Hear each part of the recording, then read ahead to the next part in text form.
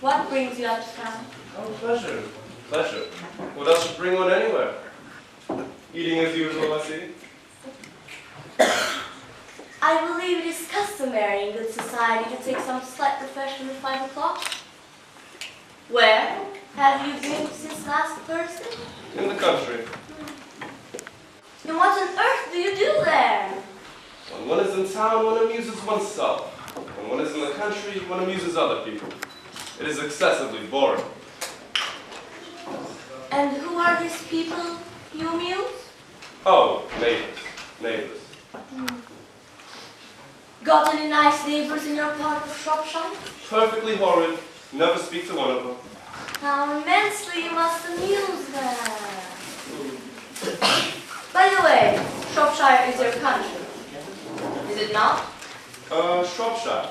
Why, yes, of course. Hello. Why all these cups? Why cucumber sandwiches? Why such reckless extravagance in one so young? Who's coming to tea? Oh. Merely Aunt Augusta and Gwendolyn. Oh. How perfectly delightful. Yes, that is all very well, but I'm afraid my Aunt Augusta won't quite approve of you being here. May I ask why?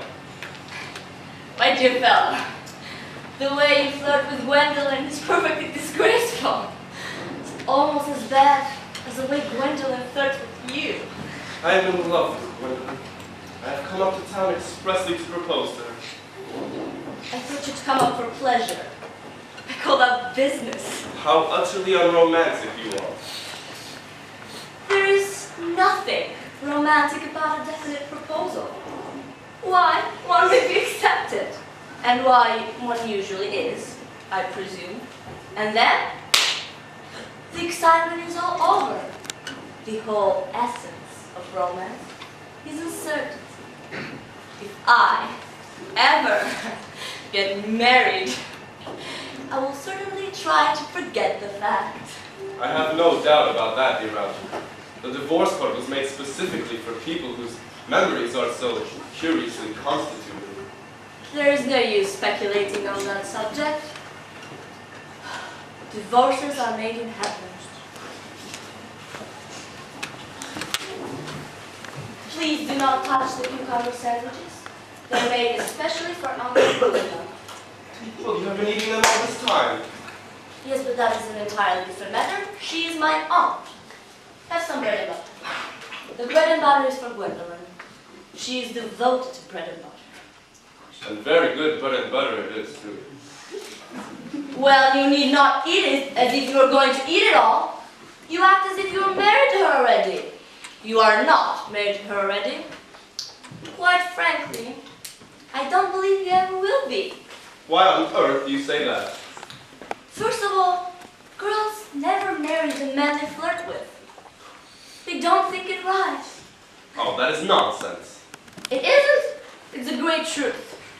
It accounts for the extraordinary number of matches one sees all over the place. Besides, I do not give my consent. Your consent. Well, of course. Gwendolyn is my first cousin, and before I allow you to marry her, you have to clear up the whole question of Cecily. Cecily? What on earth do you mean, Algie, by Cecily? I don't know anyone of the name Cecily. Here is a cigarette case you forgot the last time you dined with me. Do you mean to say you've had my cigarette case all this time? I wish to goodness you had let me know. I've been writing frantic letters to Scotland Yard about it. I was nearly offering a large reward. Well, I wish you would offer one. I happen to be more than usually hard up Well, at the there's moment. no good offering one now that the thing is found. That's rather mean of you, Ernest, I must say. But it makes no matter, because now that I look at the thing inside it, I see it isn't yours after all. Of course it's mine. You have seen me with it 100 times.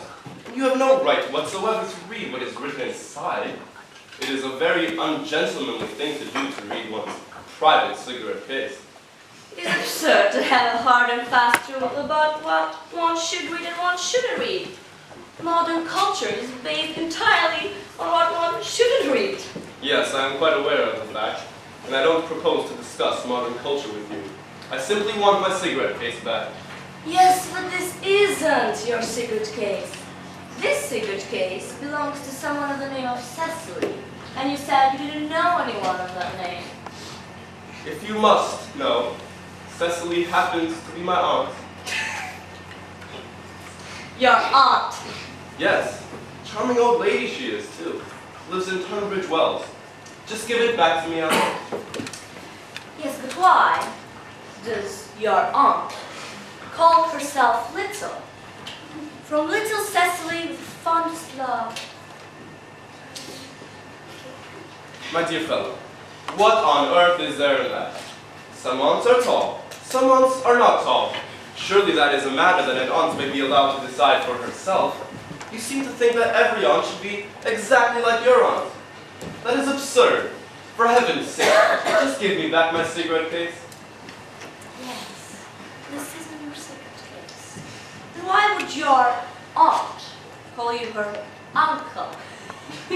From little Cecily with the fondest love to dear Uncle Jack.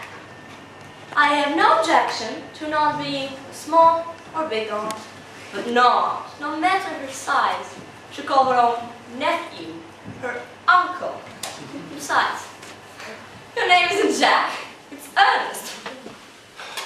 It isn't Ernest. It's Jack.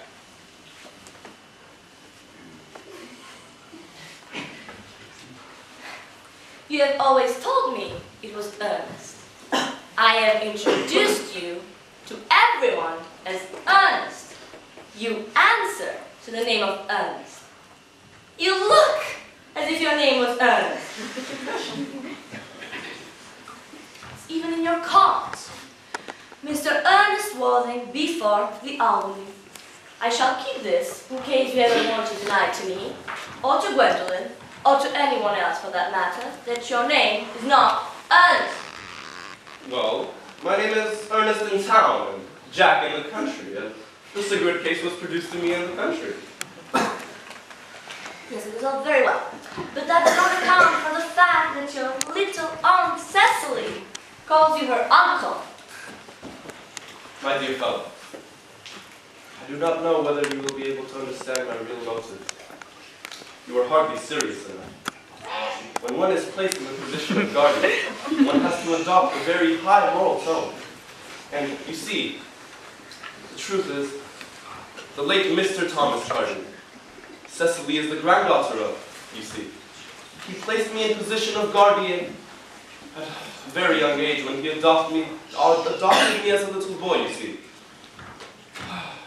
Now, I simply want my cigarette case back. So I hope you will produce it.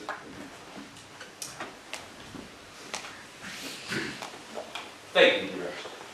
To produce your explanation, and this time make it believable? There's nothing improbable about that explanation.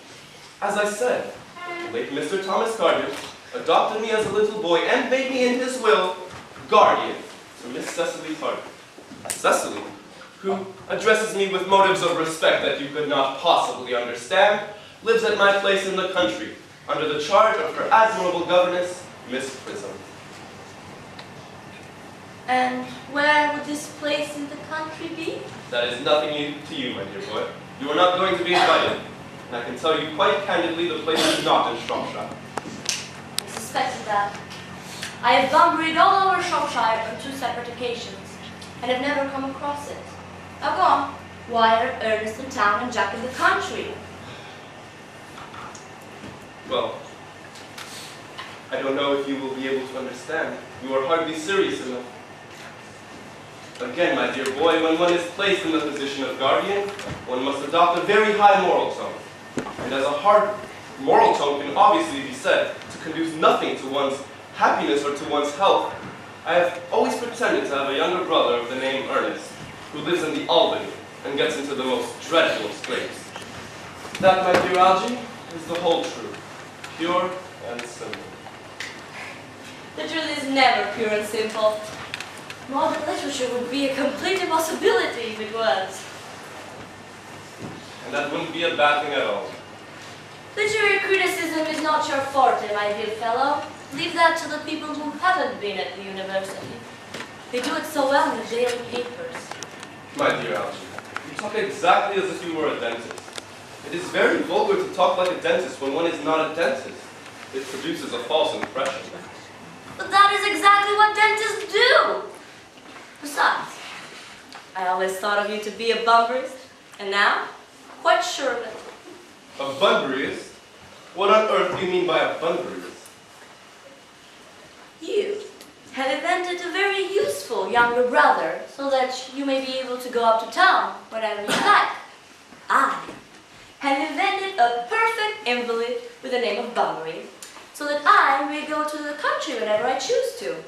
For example, tonight I'm engaged to dine with my dear Aunt Augusta, for I have been engaged to her for an entire week. But I won't be able to do so, for I will be dining with you at Willis. I haven't asked you to dine with me anywhere tonight. I know. It's for me ridiculous. You are so careless about your invitations. It's rather rude, I must say. You had much better dine with your Aunt Augusta. I have no intention of doing that whatsoever. I was there last Monday, and once a week with one's own relations is more than enough. They treat me like, send me down with no women, or two. And then she will place me near to Miss Farquhar, who flirts with her own husband across the dining table. That's perfectly disgraceful. It's like washing one's own linen in public. Besides, now that I know you to be a bumperist, I want to talk to you about bumpering. I must tell you the rules. I'm not a bunburyist at all. If I marry Gwendolyn, I will kill off my brother Ernest. In fact, I think I'll kill him off at any rate. Cecily is a bit too much interested in him. It is rather a bore. So I'm going to get rid of Ernest, and I highly advise you to do the same with your invalid friend, who has the absurd name. Nothing will ever induce me to part with Bunbury. And if you are to get married, which seems to me to be incredibly problematic, I will certainly suggest you keep your brother Ernest. If one gets married without a Bunbury, one has a very tedious time of it. Oh, that is nonsense. If I marry a charming girl like Gwendolyn, and she is the only girl I saw in my life that I would marry, I certainly won't want to know Bunbury. Then your wife will. You don't seem to realize that in married life, 2 is none and 3 is company. And that, my dear friend, is the theory that the French drama has been propounding for the last 50 years. And that the happy English home has provided for more than half the time. For heaven's sake, don't try to be cynical. It's perfectly easy to be cynical. It isn't easy to be anything nowadays. Now, my Aunt Augusta is coming. Len! My butler.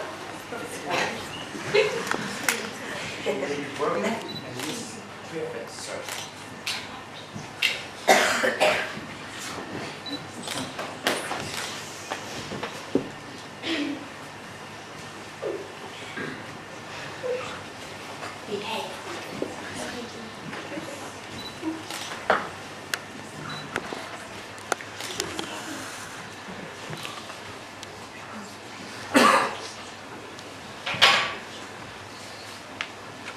Good afternoon, Algernon.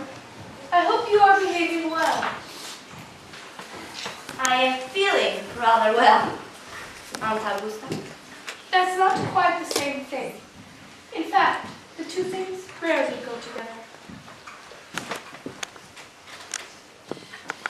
Dear me, Gwendolyn, you are smart. I am always smart. Am I not, Mr. Worthing? You are quite perfect, Miss Fairfax. Oh, I hope I'm not that. It would leave no room for development. And I intend to develop in many directions.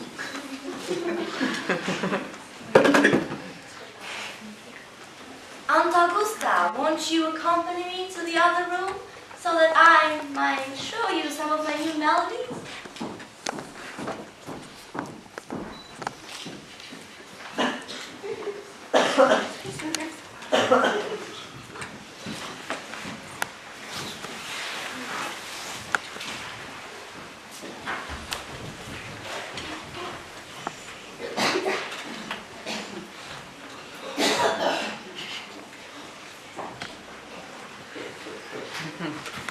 Charming day it has been, Miss Fairfax.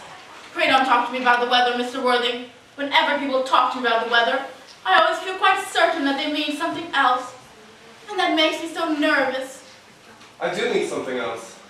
I thought so. In fact, I am never wrong. And I would like to be allowed to take advantage of Lady Blackwell's temporary absence. I would certainly advise you to do so. Mamma has a way of coming back so suddenly into a room. I've often had to speak to her about it. Oh, Gwendolyn. Ever since I met you, I have admired you more than any other girl ever since I met you. I'm quite well aware of the fact, and I often wish that in public at any rate, you had been more demonstrative. For me, you've always had an irresistible fascination. Even before I met you, I was far from indifferent to you. We live, as I hope you know, Mr. Worthing, in an age of ideals. The fact is constantly mentioned in more expensive monthly magazines, and has reached the provincial pulpits, I'm told. My ideal has always been to love someone with the name Ernest. There is something in that name that inspires absolute confidence. The moment Algernon first mentioned to me that he had a friend named Ernest, I was destined to love him. Do you really love me, Gwendolyn? Passionately. Oh, darling. You don't know how happy you've made me. My own Ernest. But you don't mean to say that you could not love me if my name was not Ernest. But your name is Ernest. Well, yes, I know it is, but suppose it was something else. Do you mean to say you could not love me then? Ah, that is clearly a metaphysical speculation. And like most metaphysical speculations, has very little reference at all to actual facts of real life as we know them. Well, personally, darling, to speak quite candidly, I don't much care for the name of Ernest. I don't think the name suits me at all. But it suits you perfectly. It is a divine name. Produces vibrations. Well, really, Gwendolyn, I must say, I think there are other, much nicer names that would suit me much better. Jack, for instance, a charming name. Jack. No. There is very little music in the name Jack. Any at all, indeed. It does not thrill. It produces absolutely no vibration. I've known many Jacks, and they all, without exception, have more than usually plain. Besides, Jack is a notorious imitacy for John. I pity any woman who's married to a man called John. She would probably never be allowed to know the entrancing pleasure of a single moment's solitude. The only really safe name is Ernest. Gwendolyn, I must get christened at once. I mean, we must get married at once. There is no time to be lost. Married, Mr. Worthing? Why, certainly. You know that I love you, and you led me to believe, Miss Fairfax, that you were not completely indifferent to me. I adore you. But you haven't proposed to me yet. Nothing has been said at all about marriage. The matter has not even been touched on. Well, may I propose to you now? I think you'd be an admirable opportunity, and to spare you any possible disappointment, Mr. Worthing, I think it only fair to tell you quite frankly beforehand I am fully determined to accept you. Oh, Gwendolyn. Yes, Mr. Worthing, have you got to say to me? You know what I've got to say to you. Yes, but you don't say it.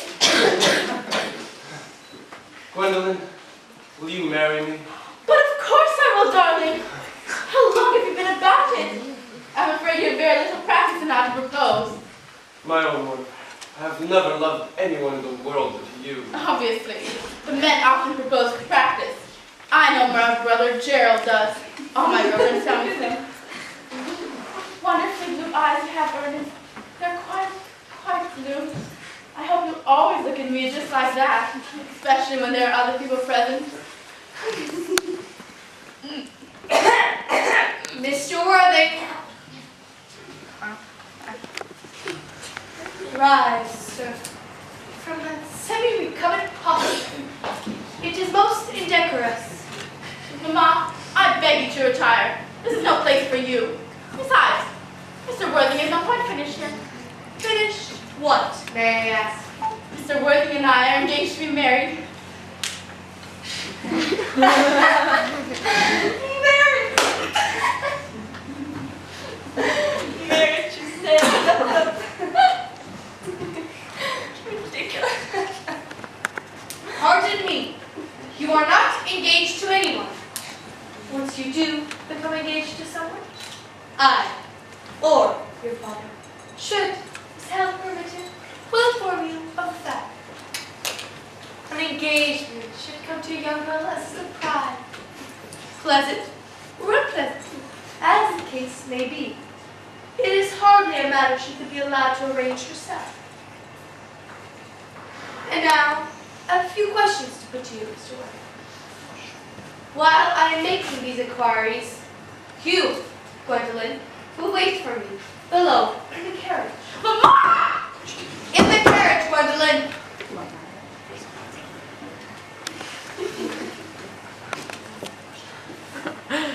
Gwendolyn, the carriage! Yes, Mamma.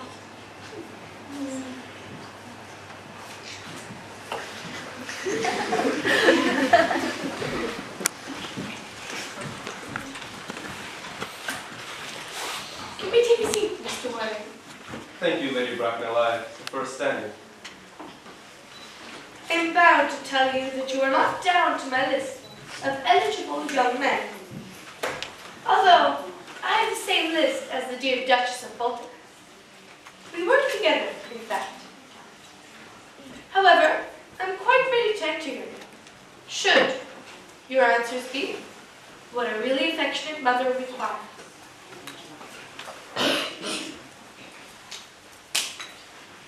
Do you smoke? Well, I must admit, I do smoke. I am pleased to hear it. A man should always have an occupation of some sort. There are far too many idle men in London as it.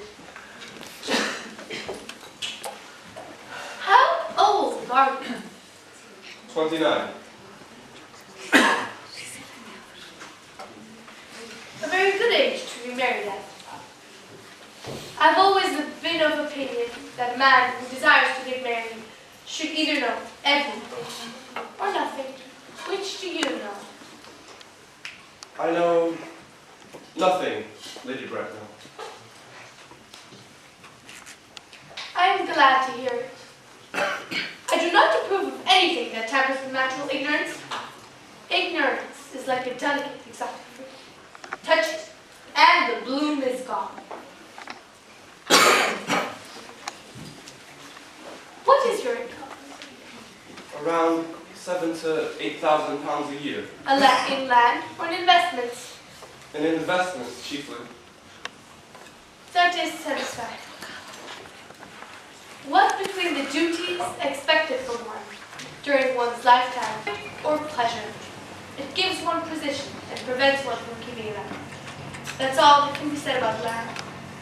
I do own a country house with some land attached to it, of course. About 1,500 acres. But I don't rely on that for my real income. A country house? How many bedrooms? Well, that point can be cleared up afterwards. You have a townhouse, I hope. A girl with a simply unspoiled nature like Gwendolyn could hardly be expected to reside in the country. I own a townhouse in Belgrave Square, but it was let to the year by Lady Bloxham. Lady Bloxham? I don't know her. She is a lady considerably advanced in her years. Nowadays, there is no guarantee of respectability of character. What number in Belgrave Square? 149. The unfashionable side. I thought there was something. However, that could easily be altered. The fashion or the size? Both, if necessary, I presume.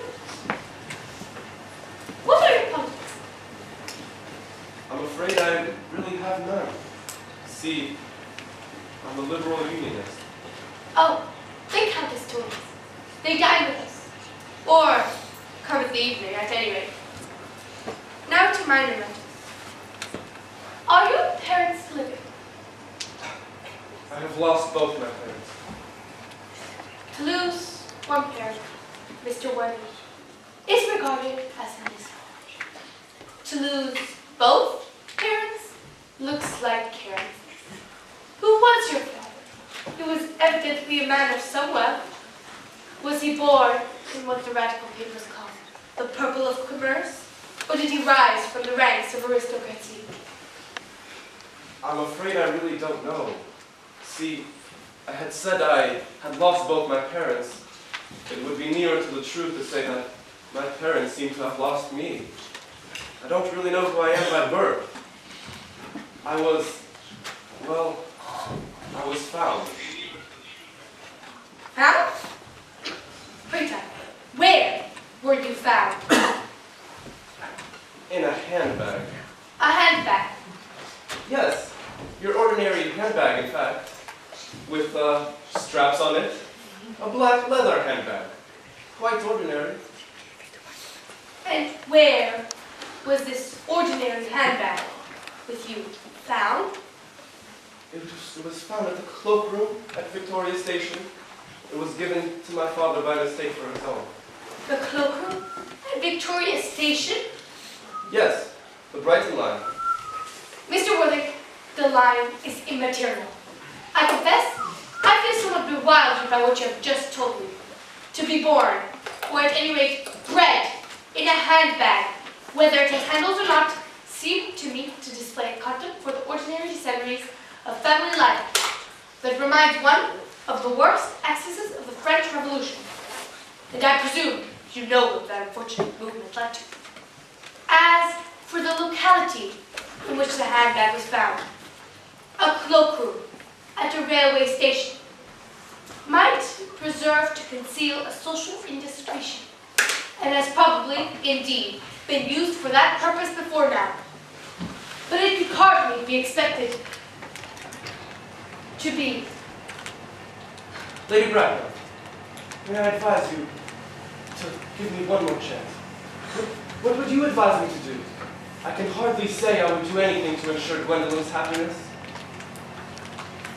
Mr. Whitney, I would strongly advise you to produce at any rate one parent of either gender before the season is quite over. I don't know how I will be able to do that. I can produce the handbag at any moment. It is in my dressing room at home. I am sure that will satisfy you, Lady Bracknell. Me? What does it have to do with me? You can hardly imagine that I and Lord Bracknell would allow our only daughter, a girl brought up with the utmost care, to marry into a cloakroom and form an alliance with a parcel? Good morning, Mr. Worthing.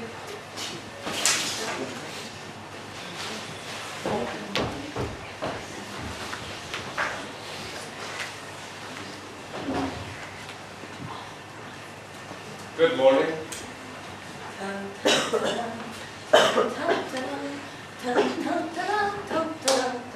For heaven's sake, will you cut that ghastly tune out? How idiotic you are.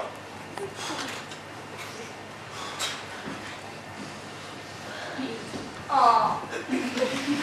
I mean to say Gwendolyn refused you. She has a way of doing that to people. It's really ill-natured of her. Gwendolyn is right as a trivet. As far as she is concerned, we are engaged. Did you tell Gwendolyn about you being Ernest in town and Jeff in the country? This isn't the sort of thing that one tells a sweet, refined girl like Gwendolyn. What extraordinary ideas do you have on how to behave towards a woman? The only way to behave to a woman is to make love to her if she's pretty, and to someone else if she's plain. Oh, that is nonsense. Isn't? What about your brother? What about Ernest? Before the end of the week, I shall get rid of him. I will say he died in Paris of apoplexy. Many people die quite suddenly of apoplexy, don't they? Yes, but it's hereditary, my dear fellow. It's the sort of thing that runs in the family. You'd much better say it was a severe chill. That will do it. You are sure a severe chill isn't hereditary? Of course it isn't. Very well then. My poor brother Ernest, carried off suddenly in Paris by a severe chill. I'd get rid of him. What about Cecily? I thought she was rather fond of your brother Ernest. Won't she be affected by his loss? That is quite all right. Cecily is not a silly romantic girl. She has got a capital appetite, goes on long walks, and pays no attention at all towards her lessons. I would rather like to meet Cecily. I will take great care you never do. She is excessively pretty, and only 18.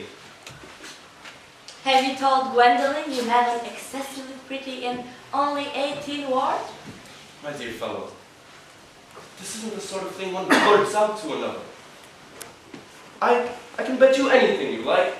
Half an hour after Cecily and Gwendolyn have met, they will be calling each other sister. Women only do that when they have called each other a lot of other things first. Gwendolyn! What my word? Algy, kindly turn your back.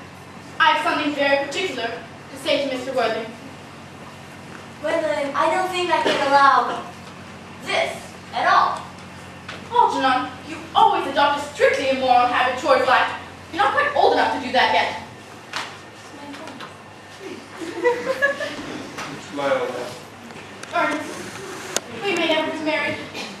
From the expression on Mamma's face, I fear we never shall. Few parents nowadays take any regard to what their children say to them. The old-fashioned respect for the young is fast dying out. Whatever influence I had over Mamma, I lost at the age of 3. But although she may prevent us from becoming man and wife, and I may marry someone else, and marry often, there's nothing she could possibly do that will alter my eternal devotion towards you. Oh, Gwendolyn, my darling.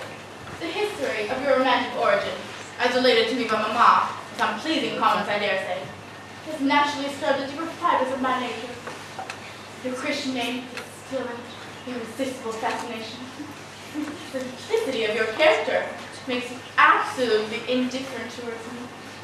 Your town address at the Albany I have. What is your address in the country? Wilton, the Manor House, Hertfordshire. There is a good postal service. May be necessary to do something desperate. That, of course, will require serious consideration. I shall communicate with you daily. My darling. How long do you remain in town? Until Monday. Good. Algy, kindly turn around now. Thank you, I have turned around already. I can see that. Oh, ring the bell. I have no bell. Lane! My bell. May I accompany you to your carriage, my darling? Lane, I will see Miss Fairfax out.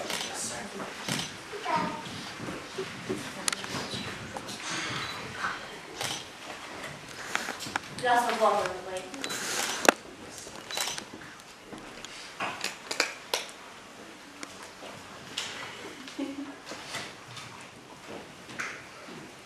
Tomorrow, Lane, I'm going back. Yes, sir. I probably won't be back till Monday. Bring out my dress clothes, smoking jacket, and all the Bunbury suits. Yes, sir. I hope tomorrow will be a fine day. Oh, never is, sir. Blake, you're a perfect pessimist. I do my best to give satisfaction.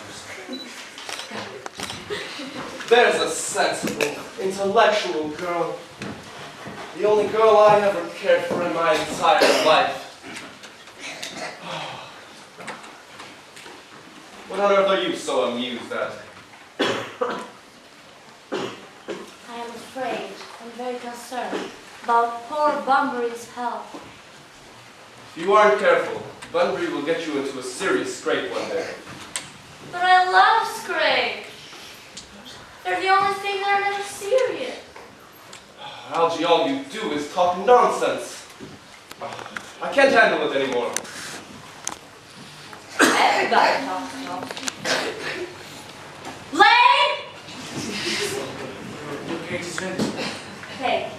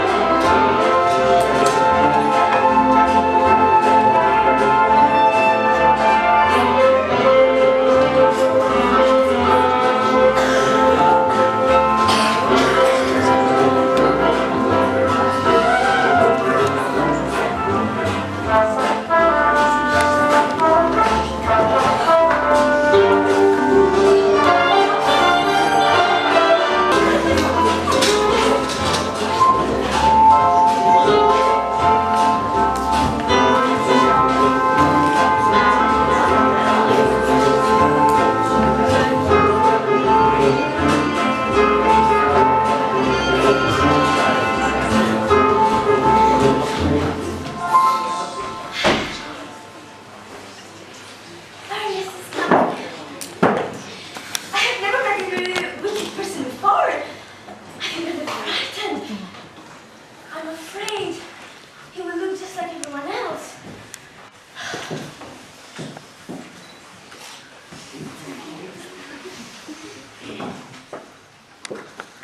He does.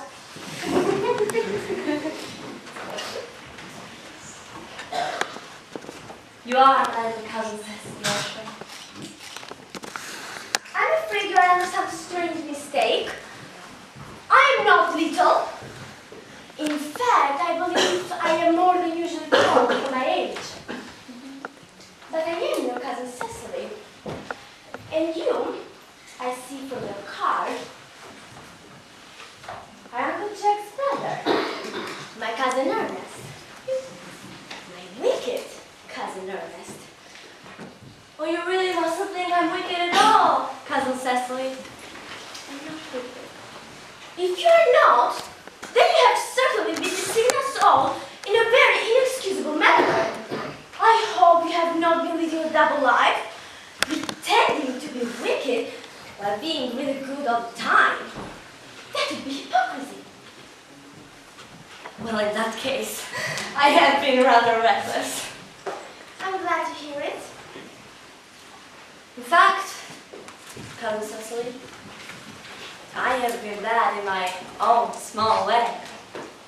Well, I don't think you should be so proud of that, though I'm sure it must have been very pleasant. It's much more pleasant to be here with you, Cousin Cecily. I don't understand how you are here at all. Uncle Jack will be back on Monday afternoon. Oh no. That is a great disappointment. But I'm afraid I'm obliged to go out by the first Monday train. I have a business appointment I am very, very anxious to miss.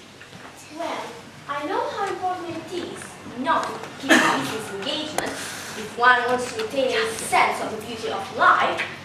However, I still think you'll better wait till Uncle Jack arrives. I know he wants to talk to you about your immigrating.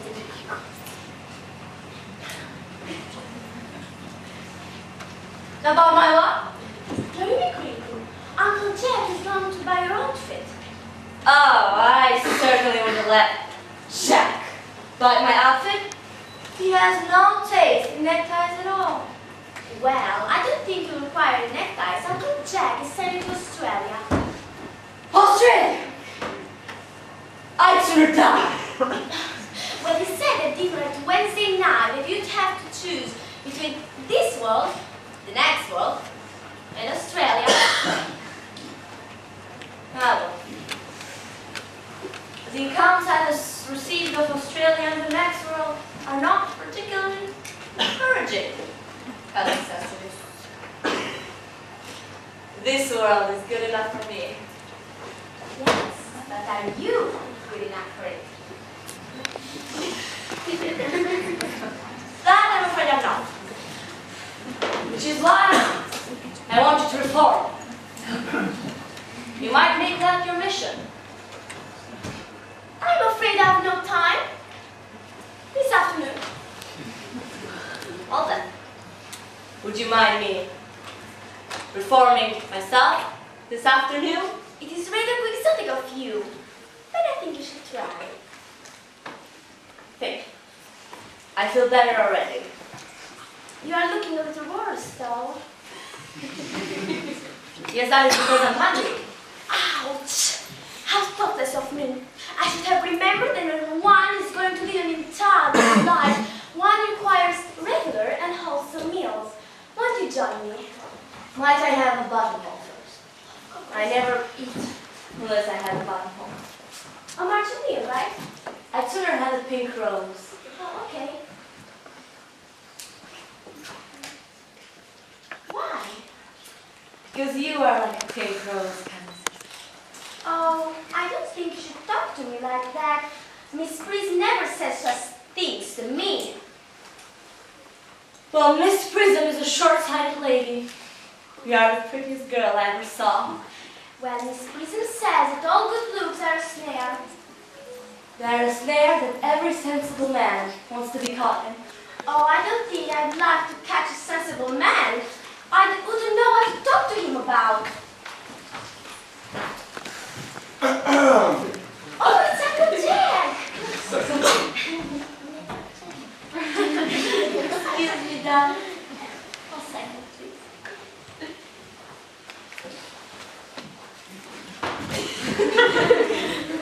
What a fearful liar you are, Jack. I haven't been called anywhere. Yes, you have. I haven't heard anyone call me. Your duty as a gentleman calls you back, my dear boy.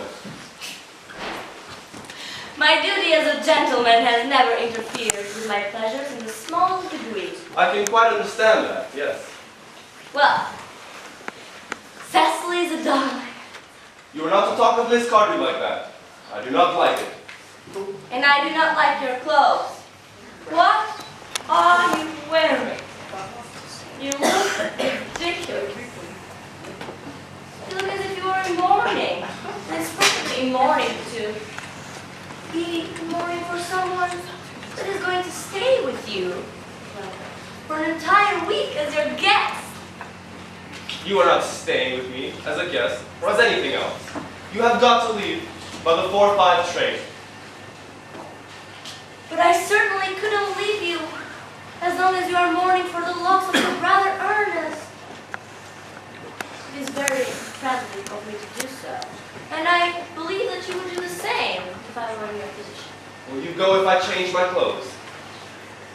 Yes, if you do not take too long. I never saw anyone take so long to dress and with such little result. Well, in any case, it is better than being always overdressed as you are.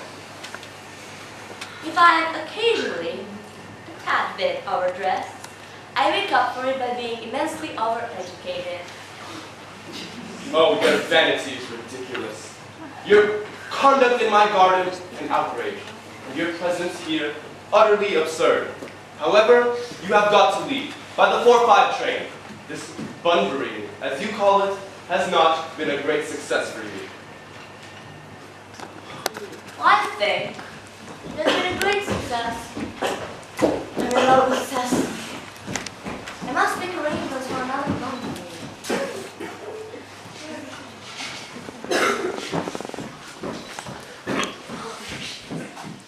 Oh, I merely came back to water the roses.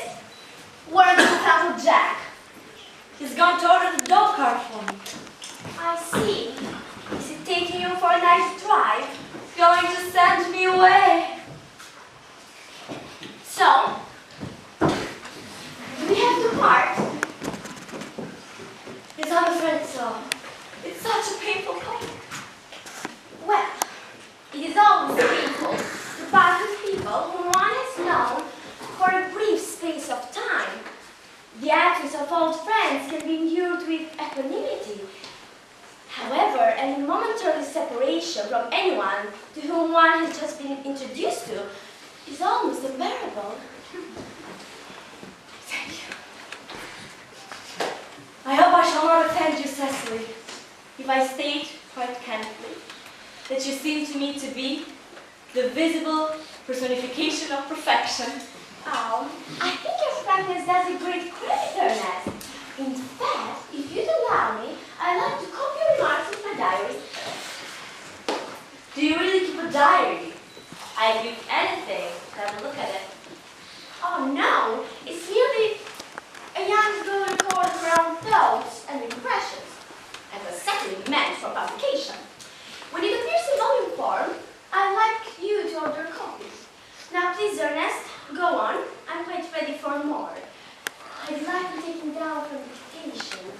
I've achieved absolute perfection, haven't I? Please go on. I'm waiting.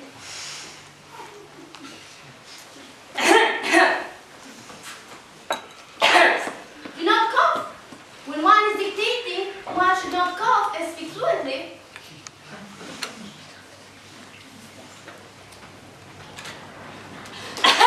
Cecily! Ever since I first laid eyes on your incomparable beauty, I have dared to love you wildly, passionately, devotedly, hopelessly. Well, I don't think you should love me wildly, devotedly, hopelessly. Hopelessly doesn't make much sense, does it? Cecily! Oh, yes, Uncle Jack would be very much annoyed if he knew you'd be staying till next week at the same hour. I don't care about Uncle Jack. I only care about you. I'm in love with you, Cecily. You will marry me, won't you? Of course. Why, you silly boy? We have been engaged for the last 3 months. And I'm really...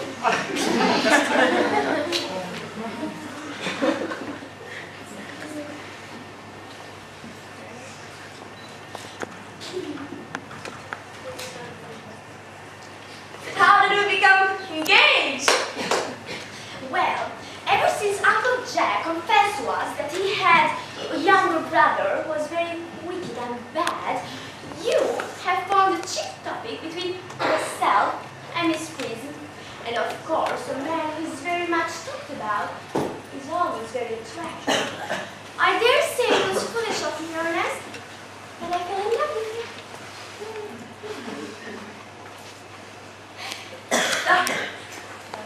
And when was this engagement actually settled? On the 14th of February last. Worn out by your entire ignorance of my existence, I determined to end up the matter one way or another. And after a long struggle with myself, I accepted you under this dear old tree over here. And the next day, I got this little ring in your name. It's not. What was your oldest to wear? Did I give you it? Well, it's quite nice, isn't it? I have great taste. Yes.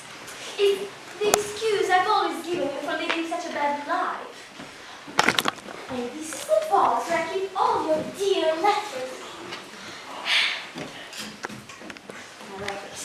My sweet darling, I have never... My letters. That's my name. Well, my sweet, dear sweetheart. I have never sent you any letters. You need hardly remind me of that, Ernest. I remember way too well that I was forced to write your letters for you. I wrote always 3 times a week, and sometimes oftener. Well, do let me see them, Cecily. Of course not. They'd make you far too conceited. The 3 you wrote me after I had broken off the engagement are so beautiful and so badly spelled that even now I cannot read them without crying. Cecily, do you mean to say you ever broke off our engagement? Of course, our engagement was broken off on the 22nd of last March. But Cecily! You can see the end if you like. Today I broke off the engagement with Ernest. I feel better to do so. The weather still continues charming.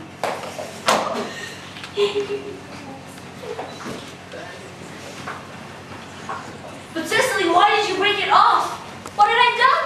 I'd done nothing. Besides, the weather was so charming. Well, if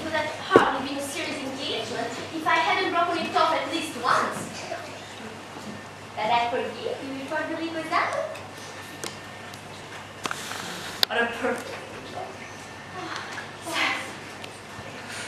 I hope your hair grows naturally, doesn't it? Yes, darling, a little help from others. I'm so glad. You shall never break off the engagement again, will you? Well, I don't think I should break it off now that I actually met you. Besides, there's the question of our name, your name, not mine. Your name? It's not more than that. You should not laugh at me, darling. It has always been a girlish dream of mine to love someone whose name is Ernest. There's something in his name that inspires absolute confidence. I pity any poor married woman whose husband's name is not Ernest.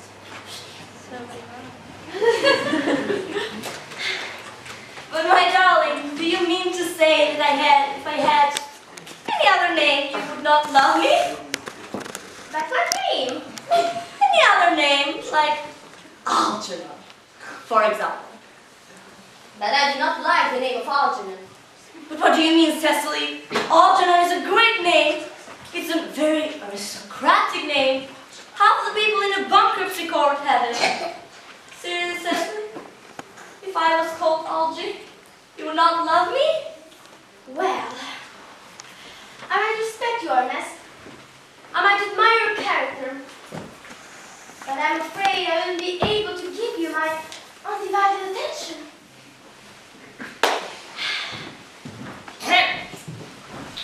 Cecily, your rector here is, I presume, fully experienced in the rites of the church. Yes!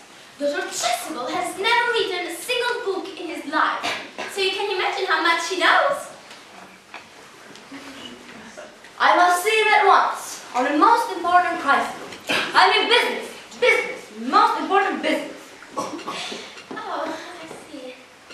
I must part for at least half an hour. Half an hour? Well, considering that I was engaged to you for the last 3 months, but I only met you for the first time today, I don't think you should leave me for such a long period of time as half an hour. Can you make it 20 minutes? 30 minutes it is. What an impatient boy he is. Oh, his hair so nice. I must send his proposal into my diary.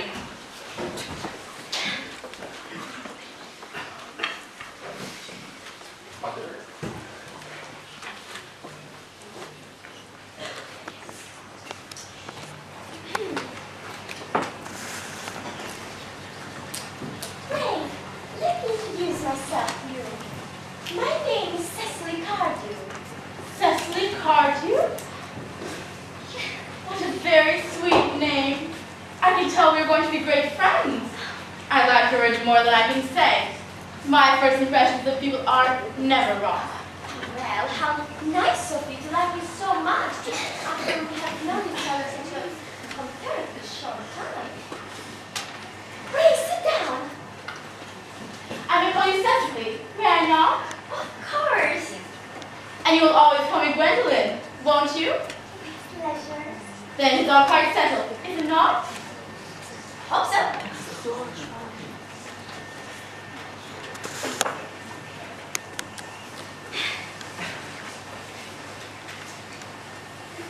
I think this might be a favorable opportunity for my mentioning who I am. My father's Lord Bracknell. You've never heard of Papa, I suppose? No, I don't think so. Outside the family circle, Papa, I'm glad to say, is entirely unknown. It is quite as it should be. The home seems to me to be the proper sphere for the man. And certainly once a man begins to neglect his domestic duties, he becomes painfully infamous, does he not? And I don't like that. It makes men so very attractive. Cecily, Ma's views on education are remarkably strict. Has brought her to be extremely short-sighted. It is part of her system, you see. Would you mind my looking at you through my glasses? Oh no, not at all. I'm very fond of being looked at.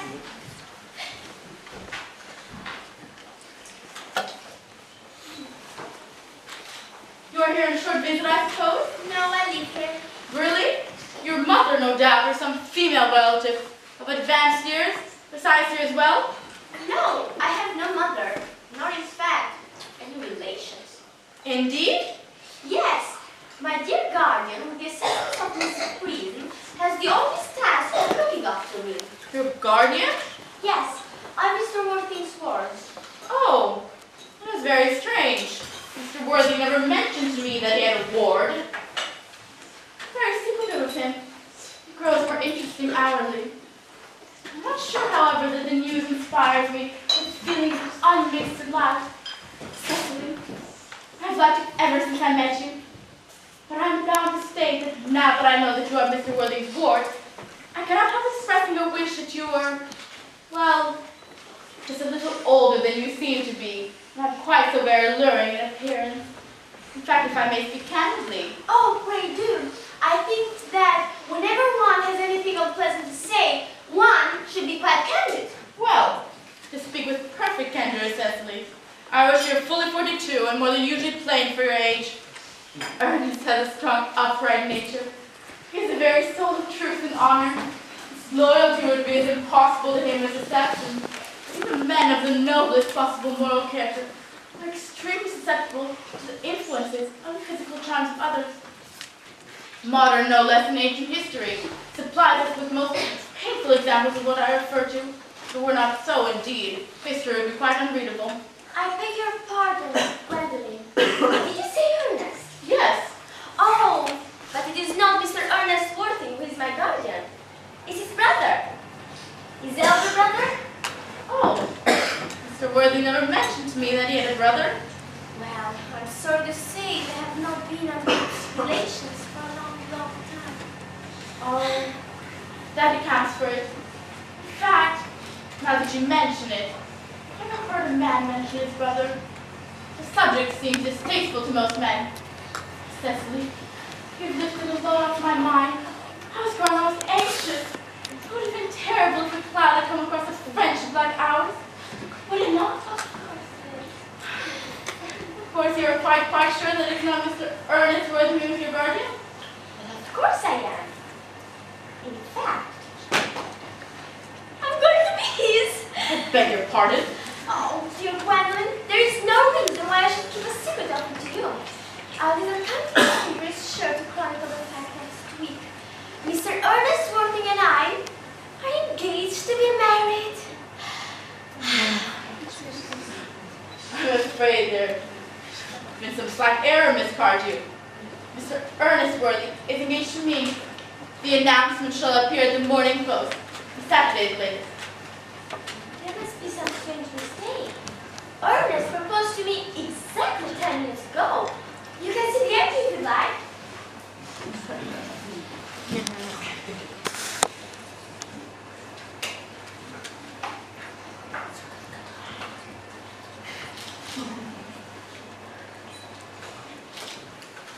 This is certainly very curious. For Ernest proposed to me yesterday afternoon at 5:30. If you would care to verify the incident, pray do so. I never travel without my diary. One must always have something sensational to read in the train.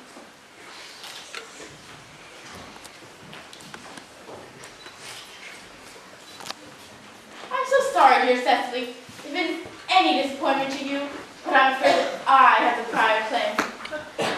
Well, you distress me more than I can tell you, good Gwendoline.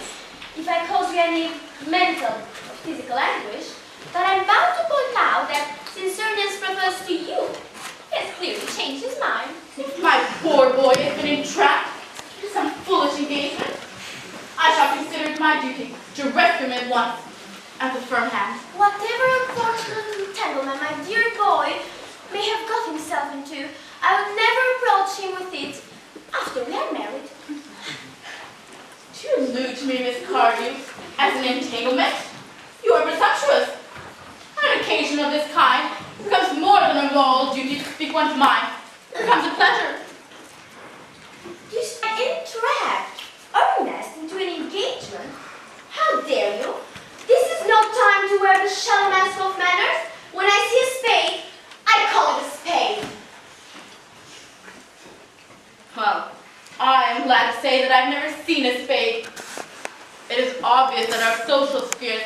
and widely different.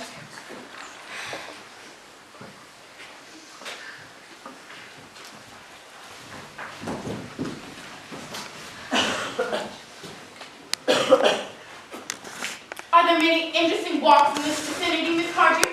Yes, a great many.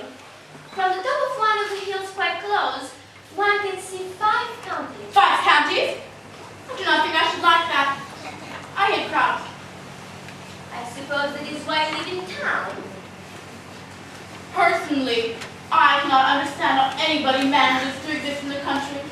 If anybody who is anybody does. The country always bores me to death. Ah, that is what the newspaper calls agricultural depression, is it not? I've heard that it is almost an epidemic among consumers nowadays. I've been told it's quite widespread. May I have you some tea, Miss Fairfax? Thank you. Detestable girl. But I require tea.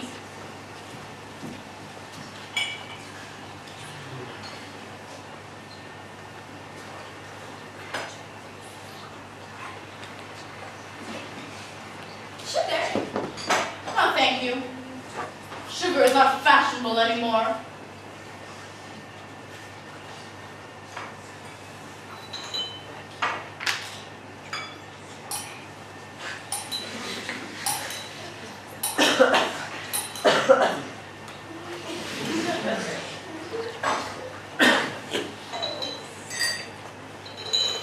Cake or bread and butter? Bread and butter, please. Cake is rarely seen in the best houses nowadays.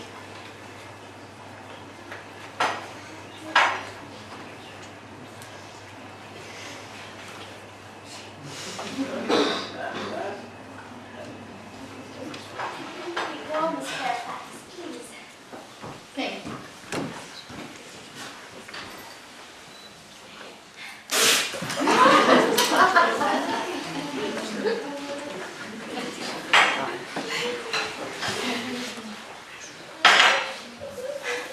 You have filled my teeth with of sugar, as though I most distinctly asked for bread and butter. You have given me cake. I'm known for the kindness of my disposition and the extraordinary sweetness of my nature. But I warn you, Miss Fairfax, you may go too far. You saved my poor, innocent, trusting boy from the machinations of any other woman. There are no lengths to which I would not go. From the moment I saw you, I distrusted you. I knew that you were false and deceitful. I am never deceived in such matters. My first impressions of people are invariably right. It seems to me, Miss Fairfax, that I am trespassing on your valuable time. No doubt you have other calls of a similar character to make in the neighborhood? How dare you? My own Ernest. Gwen, my darling. A moment. May I ask if you are engaged to be married to this young lady? To dear little Cecily? Why, of course not. What could have put such an idea into your pretty little head? Thank you. You may. I knew there must be some strange mistake. The man whose hand is at present round your waist is my guardian, Mr. John Worthing. I beg your pardon.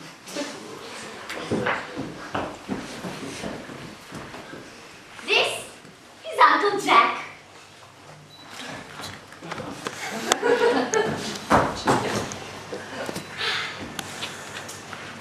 Jack! Here is Ernest. Ah, my own love. Wait a second. Sweetheart. My darling. Tell me, are you engaged to be married to this young lady? To what young lady? Oh, Gwendolyn! Good heavens! To Gwendolyn, good heavens! I mean, Gwendolyn. But of course not. Who could have put such idea in your pretty little head? I felt there was some slight error, Miss Cardew. The man who was presently embracing you is my cousin,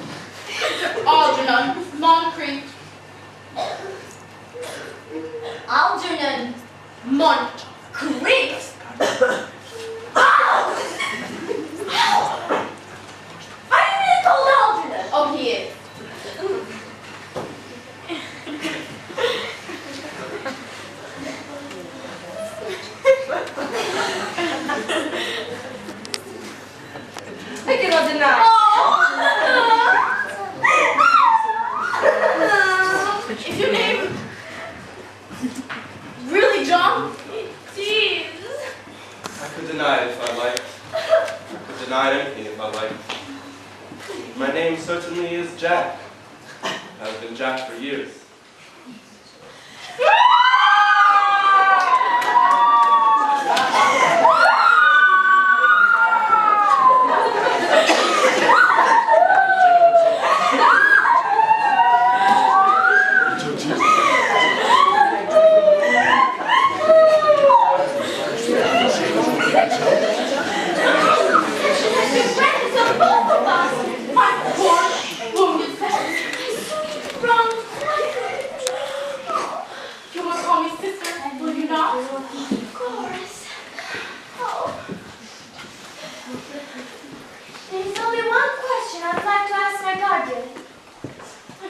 Opportunity. Mr. Worthing, there's only one question we would like to be permitted to put to you. Where is your brother Ernest?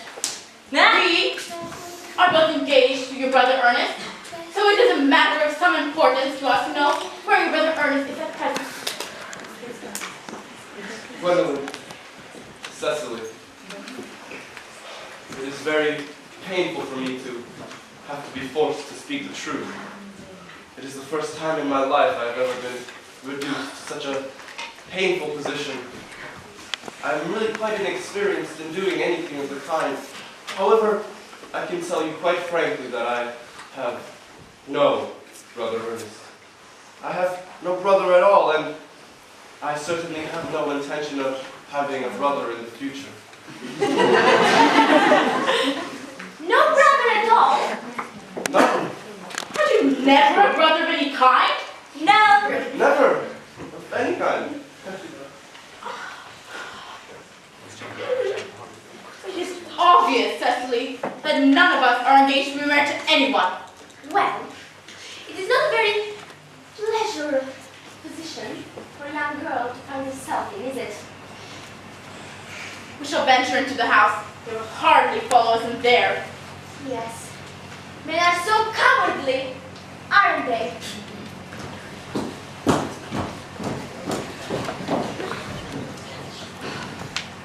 This ghastly state of things is what you call bunburying, I suppose. Yes, no matter what a wonderful bunbury it was. The greatest I've ever had in my life. Well, you've no right to bunbury here whatsoever. Well, that is absurd. One has the right to bunbury whenever one chooses to. Every serious bunbury knows that. Serious bunburyers. Good heavens. Well, one should be serious about something in life. I happen to be serious about bunburying. Whatever you are serious about, I haven't the slightest clue. You are such a trivial nature. The only small satisfaction I have from this entire wretched business is that your friend Bunbury is quite exploded. You will not be able to come down to the country as often as you like. A very good thing, too. Your brother is a little bit off color, isn't he, Jack? You won't be able to come up to London whenever you like. And a good thing that is, too. As for your conduct towards Miss Carter, your taking in of a sweet, simple, innocent girl is quite inexcusable, to say nothing of the fact she is my ward. There is no excuse for you deceiving a brilliant, clever, truly experienced girl like Miss Fairfax, to say nothing of the sort that she's my cousin. I wanted to be engaged to Gwendolyn. I love her. That is all. But I wanted to be engaged to Cecily. I adore her. There is certainly no chance of your marrying Miss Carter. I don't think there's much likelihood, Jack, of you marrying Miss Fairfax either. Algy, I wish to goodness you would go. But I haven't had dinner first. How can I go without dinner? And I've made arrangements with the smart man, Dr. Chasuble, to be christened at 6 o'clock this afternoon. I shall take the name of Ernest, of course. Algy, the sooner you give up that nonsense, the better. I have already made arrangements with Dr. Chasuble to be christened this morning at 5:30. And naturally, I will take the name of Ernest. Besides, Gwendolyn would wish it. There is no evidence whatsoever that I have been christened. And you, however, you have been christened. Yes, but I haven't been christened for years. But you have been christened. That is the important thing. Yes, so I know my constitution can allow it. For your case, however, you are not really sure. And I think it's rather dangerous of you to venture on it now. Let's not forget a relative of yours was killed off in Paris by a severe chill. Algie, I have already asked you to leave. For goodness sake, just leave. I haven't finished my mind. The fact that they did not follow us into the house, as anyone would have done, seems to me to show that they have some sense of shame left. They have been eating muffins. That looks right. Even notice us at all. What's your cough? But I did not have a cough. Fine. They're looking at us. What effrontery. They are approaching. That's very heroic of them. They have preserved a dignified silence. Certainly. It's the only thing to do.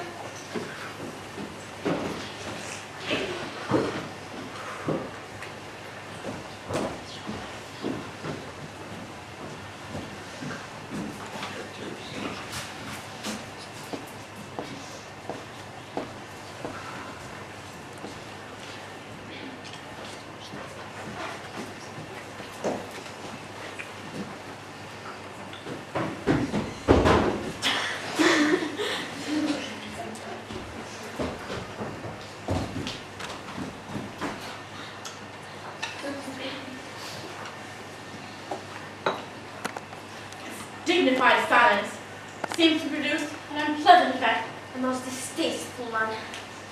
but we will not be the first to speak. Certainly not. Mr. Worthy, I have something very particular to ask you. Much hence in your reply. Gwendolyn, your common sense is invaluable. Mr. Moncrief? Yeah. Please answer me the following question. Why did you pretend to be my guardian's mother? So that I might have the opportunity of meeting her. That looked like a satisfactory explanation to me. Yes, dear, if you can believe him. I don't. But this does not affect the wonderful beauty of his words. True, in matters of grave importance, style, not sincerity, is the vital thing. Mr. Worthy, what explanation can you offer to me for pretending to have a brother? Was it so that you may have the opportunity of coming up to town to see me as often as possible? Can you down it, Miss Fairfax? I have my gravest doubts upon the matter, but I intend to crush them. It's no time for German skepticism. Oh, well. Your explanation seems quite satisfactory, especially Mr. Worthy. That seems to me to have a stamp of truth upon it. Yes, I'm more than content with what Mr. Moncrief said. His voice alone inspires one with absolute credulity. Then you think we should forgive them? Yes. I mean, no. No. True. I had forgotten. There are principles at stake that one cannot surrender. Which of us should tell them? The task is not a pleasant one. Could we both speak at the same time? An excellent idea. I always speak at the same time as other people. Will you take the time for me? Yes, of course. Your Christian names are still an insuperable barrier. That is all. Our Christian names? Is that all? We are going to be christened this afternoon. For my sake, you will be prepared to do this terrible thing. I am. For me, you are ready to face this fearful ordeal. I am. How absurd to speak of the equality of the sexes when matters of self-sacrifice are involved.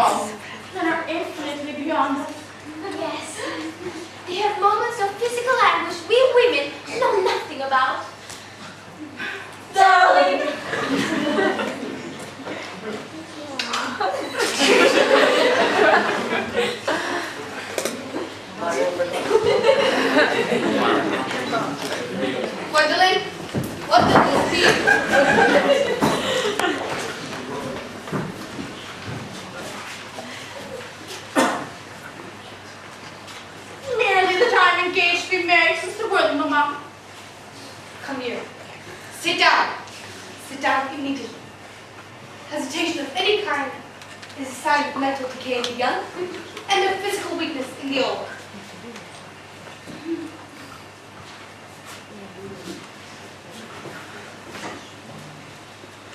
You will clearly understand that all communication between yourself and my daughter must cease immediately from this moment on. But, Lady Bracknell, I am engaged to be married to Lady Wynne. You are nothing of the kind, sir.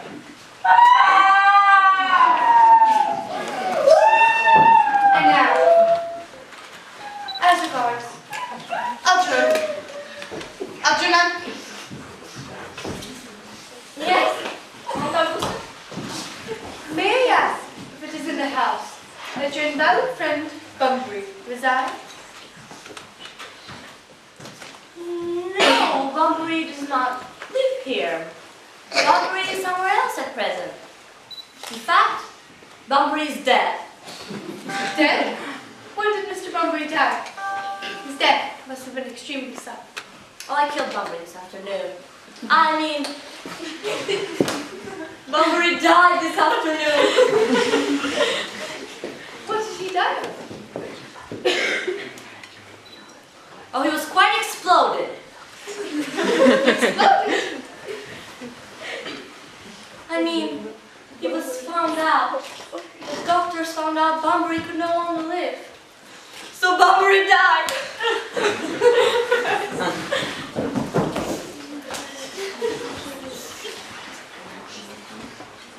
Now that we have finally gotten rid of this Bunbury, may I ask, Mr. Worthing,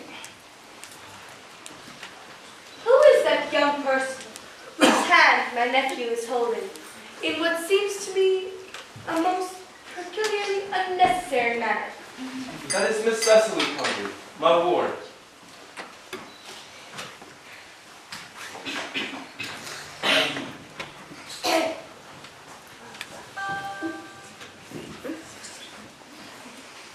I am engaged to be married to Cecily, Aunt Augusta. Pardon me? Mr. Moncrief and I are engaged to be married, Lady Bracknell.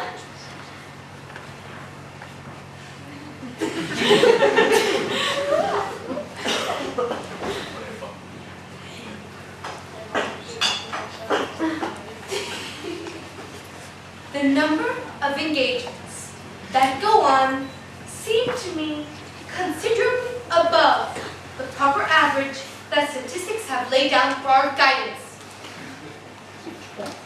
Mr. Wood, is Miss Carter at all connected with any larger railway stations in London? Miss Carty was the granddaughter of the late Mr. Thomas Carty of 149 Belgrave Square, SW, the Sporan, Gervais Park, Dorking, the Surrey, Finshire, and B.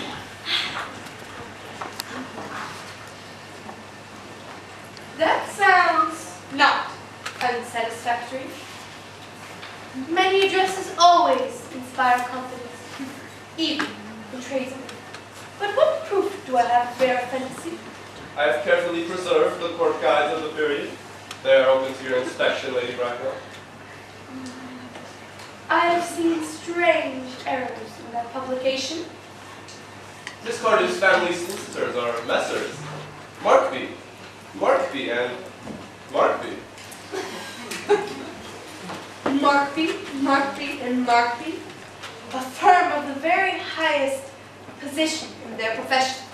Indeed, I am told that occasionally one of the Markbys is to be seen at a dinner party.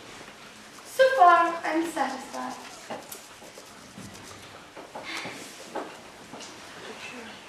As a matter of form, Mr. Worthing, do you own any certificates of Miss Carter's?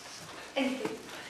You will be pleased to hear that I have certificates of Miss Carty's birth, baptism, whooping cough, registration, confirmation, vaccination, and the measles, both the German and the English variety. At least she was born in a railway station. Yeah. And life crowned with consequence, I see. Though perhaps a little too exciting for a young girl. I'm not myself in premature experience. And Gwendolyn, the time approaches for our departure. We have not a moment to lose. As for a matter of form, Mr. Worthing, does Miss Cardew have any little fortune?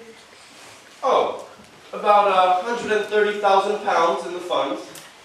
That is all, Lady Bracknell. Goodbye. So pleased to have seen you. A moment, Mr. Worthing.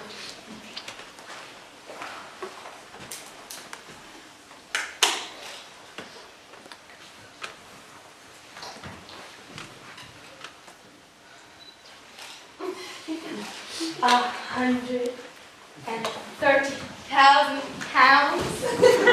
and Miss Cardew seems the most attractive young lady now that you're We live, I regret to say, in an age of service. Come here, sweet child.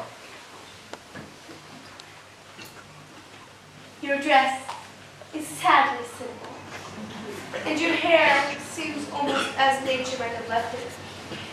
But we can see that. Turn around, sweet child. No, beside you is one. Chin a little higher, dear. Style larger than pebble away the chin. Quite as I expected. There are distinct social possibilities in your profile. Algernon? Yes, there are distinct social possibilities in your profile. Cecily is the prettiest, sweetest, dearest girl I've ever met in the world. I don't give a pant about social possibilities. Algernon! Never speak disrespectfully in society. Only people who can get it right. My dear Cecily, as you know, Algernon has nothing but his destiny. But I don't approve of marching of any kind. But I never thought a moment of allowing that to stand alone. I suppose I must give my consent. Thank you, Uncle Gustav. Thank you, Lady Bracknell. Oh, Cecily, come here. Thank you, Lady Bracknell. And you may address me. Thank you, Uncle Gustav. Thank you. I think the marriage should take place quite soon. Thank you, Uncle Gustav. In fact, I do not approve of long engagements. They give people the opportunity to discover each other's character. And I think that is never advisable. Pardon me, Lady Bracknell, for interrupting you. But this engagement is quite out of the question. I suspect Algernon of being untruthful. Untruthful? I do not approve of his moral character at all.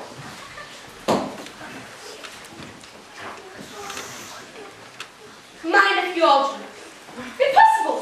He's an Oxonian. I fear there can be no possible doubt about the matter. This afternoon, on my temporary absence in London, on an important question of romance, he obtained admission to my house under the false pretense of being my brother. Under an assumed name, he drank my specially reserved bottle of Perrier-Jouet, Rue 98. Then subsequently continued his disgraceful deception by alienating the affections of my only ward. He subsequently stayed to tea and devoured every single muffin.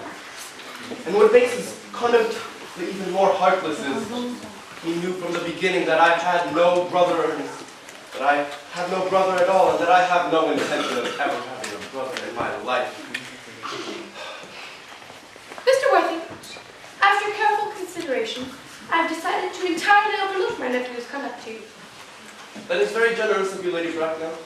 However, my decision is unalterable. I decline to give my consent. Come here, dear Cecily. How old are you? Well, I'm only 18, but I'll be 20 when I go to evening parties.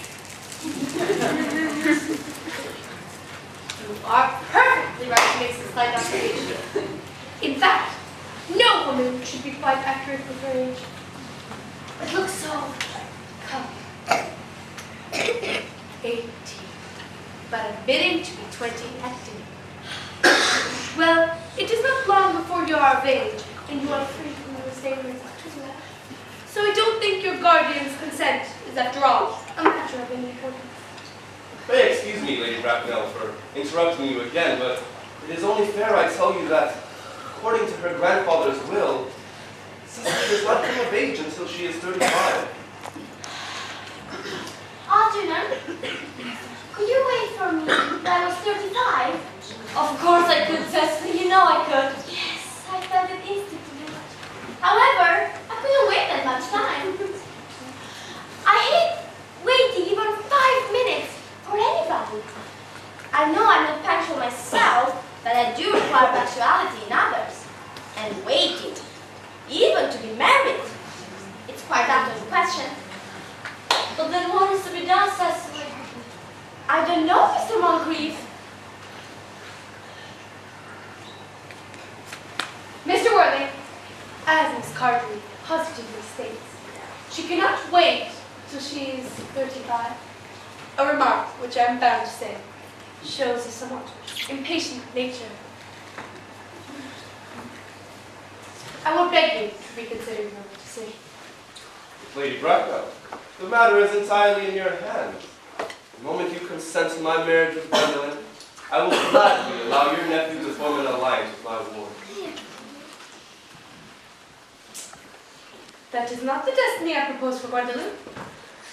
However, I'll just choose myself.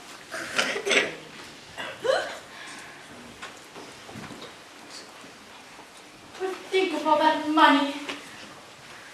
In land. Investments. Townhouse. Belgrave Square. Right in the beginning. Beautiful. And in the city, the fashionable side. Money? Wouldn't you want that money, Mama? It would be a pity to throw it all away.